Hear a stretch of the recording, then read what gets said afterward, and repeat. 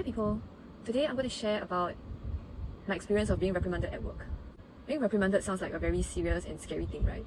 So when I was a kid, I used to take a lot of things very personally, and I am such a perfectionist. I was such a perfectionist that I would really beat myself up internally a lot each time I did something that I felt was not good enough or was not up to standard. One example that comes to mind, which happened quite frequently for me last time, was that each time I finished an exam, I would always come out thinking that I could have done something better. I would always look back at the paper and be like, oh, why didn't I write this answer for that? I should have written this instead of that. I should have cancelled this instead of that. Basically, I would dwell on it for sometimes even an entire day. It was almost impossible for me to move on to the next paper or move on to studying for the upcoming papers immediately. And this is also the same for me in terms of like interview or oral assessments. In that, yeah, I would think of, oh, I should have said this instead of that. Why did I say this? Why didn't I understand the question? Why didn't I understand the intention of the question? It's like so much self-loathing after any piece of assessment. I was really a very critical kid. I was really good at critiquing my inadequacies. I think because I was already so critical of myself, it became very difficult when people were critical of me too. It's like double the criticism because I was already telling myself that, okay, you know, these are things that you need to improve on. And then now someone has to come and tell me, okay, now these are the things that you have to improve on. I was the sort of person who takes criticism very personally. When I was a kid, I used to go swimming with my dad. And after swimming, we would always just lay our gear out on the bench while my dad will go and get the car. So it was my job to pack everything up and bring the things back to the car. So there was this one week when I forgot to pack one item. So my dad gave me a really bad scolding. And I felt so bad about myself that the first thought that came to my mind is that I'm such a careless person. Notice how I personalize every mistake that I've made. Instead of thinking that, okay, I will do better next time, I will make sure to be more careful in the next situation, I come to the conclusion that I am a careless person. Meaning that this carelessness, this trait is in me, is part of me, and is innate in me. Which I don't think is a very healthy way to process things. I know it can also be the way that the person communicates their criticism or feedback to you, but that's something that we cannot control, right?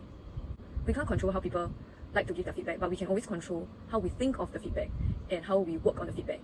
Basically, we can't control what people do, but we can control what we do and what we think. I think over the years, I've gotten better at this in that I'm not so particular about being perfect in that sense. I'm able to let things go better. I think in my last few exams, I was still telling myself, oh, I should have written this, should have written that, why didn't I do this, why didn't I do that? But I noticed that I got over it way quicker than before. Like for A-levels, I could dwell on it for days and days and days after a paper. But in my last semester of SMU, I think while those thoughts came, it was just a matter of hours before I could tell myself, okay, I will put this matter or put this subject to rest and I will not think about it anymore since there's nothing I can do about it. It's not that I can take back my paper and redo my answers or that I can go and beg my professor for a second chance. Like, no such thing anymore, so there is no point crying over spilled milk. The wisest and most logical way was to move forward and look ahead. So I think in that sense, I did improve. And when it came to work, I think my first bad feedback was from my own mentor. Like, it was a piece of advice that I had to do. And I think I was really caught up with like my own personal issues and personal problems that I just did a very bad job. Essentially, I think it was like a Friday, and I thought that, okay, I had to finish this piece of advice by that Friday, and I was rushing another piece of advice, so it was just like too much work to complete on the same day. But okay, this was my bad in that as a junior, I didn't know that sometimes you don't have to finish work on the day itself. I could have done it like on a Monday and finish it on Monday and produce a better, more comprehensive piece of work.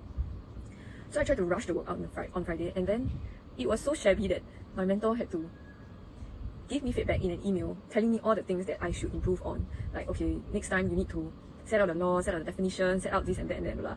I'm thankful that I learned to not take everything so personally. So when I first saw the email, I felt bad still. I felt bad for disappointing my mentor. And I actually wasn't very concerned about how it would affect my retention, but I felt bad in that I gave him more trouble because of my bad work. But I am so grateful that my mentor was patient enough to give me the feedback and give me a chance to kind of amend my mistakes. And once I sent it over to him, after taking in all his comments, he did comment that the work was much better. I think it's important to believe that the person giving you advice has your best interest at heart. It may or may not be true, but I think that mindset works for me because whether or not my mentor or like whoever else who's going to give me feedback has the intention of making me feel bad or making me feel lousy or just frustration, I think there is not much point dwelling in those negative feelings. But if I could simply take their response as, okay, they just want me to be a better lawyer, then it really helps me be more open to their feedback. And I do find that the comments that they give are very useful in that each time they comment on something, I make sure I take note of it so that I won't make the same mistakes again. But that was not the main reprimand that I've experienced. at where I work. The main one was when my big boss, so just imagine like Harvey Specter in Suits, I basically sent him a piece of work and he came back to me with a paragraph of things that I should take note of. Not about the work, but just things like, okay, how you should name the document and how you should send me the piece of work. I did actually feel quite stupid when I saw the comments, because he was like, how can you not even know how to name a file, right? Or how can you not even know how to send a piece of work to your boss? I told myself again that my boss just wants me to be better, and my boss is teaching me how to best assist him. And no, I didn't break down, or I didn't cry, or I didn't go into emo mode or anything. So yeah, it's all good. It's all well and good. I think, you know, the peace of the Lord really transcends all understanding. And I think I always feel peace just knowing that regardless of the circumstances, I work for the Lord, and if I work for God, it doesn't really matter so much what my boss thinks of me. I didn't really feel too bad about being scolded in that sense. But my learning point was that at a law firm, you really have to be super observant and take note whenever your seniors tell you stuff. Because I realized when my big boss sent me all like that one paragraph of scolding, it's not something that I've never seen before. It's not that I've never seen my seniors label documents before or never seen my seniors send work to my boss before. It's just that I didn't pay attention to those things. I didn't pay attention to the details and to the way they did it. And actually my senior did point out to me before about how to save the files, like what is the naming convention that I should stick to. It's just that I refuse to learn. So that was my takeaway, that I should really be open to feedback from seniors, and especially from seniors, because you'd rather get it from your senior than from your boss. Yeah, and that I should always be very observant of what my seniors do so that I can learn. You know, in a law firm, nobody's going to teach you everything from A to Z. They'll just tell you A and you have to figure out the rest of the alphabet just by learning and watching. That's all for my sharing. Bye.